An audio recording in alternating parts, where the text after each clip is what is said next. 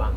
Chris Waller joins me. Chris, we're getting to play on our home track this weekend. Group 1 Racing, Cornwall Stakes, and you'll be a part of it. Red Tracer, she's been racing well, deserves a crack at this sort of field.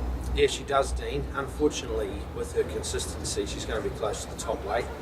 And for a little horse like her, it's not ideal. But that's what comes of, I guess, a Cornwall handicap. It's been a great race over so many years, and to be a part of it, you've got to be the best at that weight they're allocated. So hopefully for her sake there's a little bit of rain about. That seems to bring the rest of the field back to her, and she'll probably need a little bit of an advantage with that big weight. A couple of runs back from the spell, fitness-wise and track work. What would she do this week?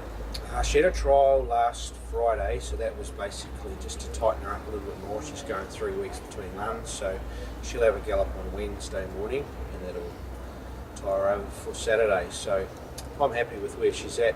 The first 2 runs have been excellent. Steps in time, beat her first up, and then she won second up with a big weight.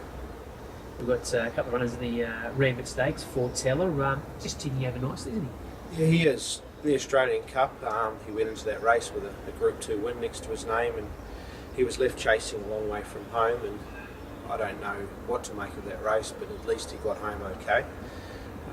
I think he's the type of horse, as most horses are, they like to travel into the 400 metre mark and then let down. The last start on the Australian Cup, he was chasing from the half mile and never really had a chance to get into it. So he can bounce back. I wouldn't say it's the strongest Rambit of recent years, but that's easy to say that. It's still hard to win. So he's certainly got a chance.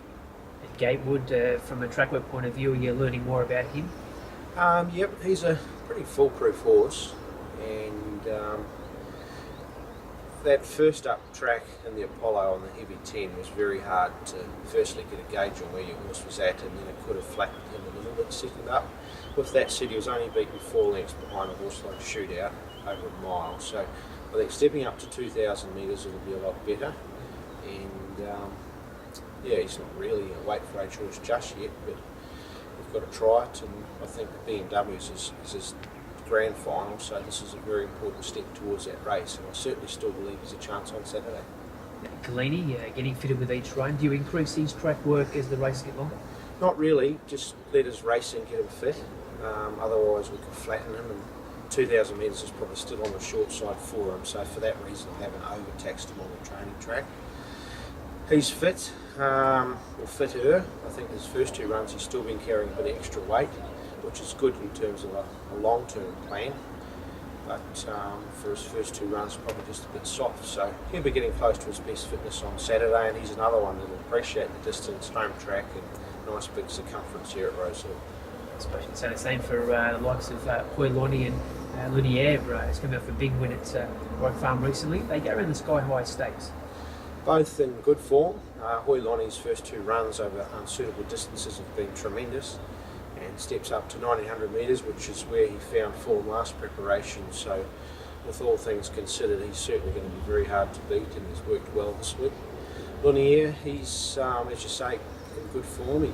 He bounced back after his first start failure on a wet track, and he got a good track last start, and it was very impressive coming from a long way back over a mile. So he steps up to the 1900, which should suit. He's a pretty classy horse, and it'll be interesting to see how he handles the class rise on Saturday. From a track work point of view, does he give you much of a gauge? Not really. He's not the flashiest of workers. Probably end up being a blinkers horse at some stage. And of course, Older Boy was coming off a win last start. He snuck up the inside. It was a great ride from Jim Cassidy, and the horse is happy.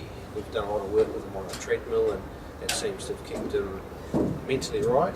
And I think, he's in the zone, so to speak. And I think a bit of rain about certainly wouldn't do his chances any harm. But hey, he's in good form and going well. Appreciate your time, Chris. Good luck Saturday. Thanks very much.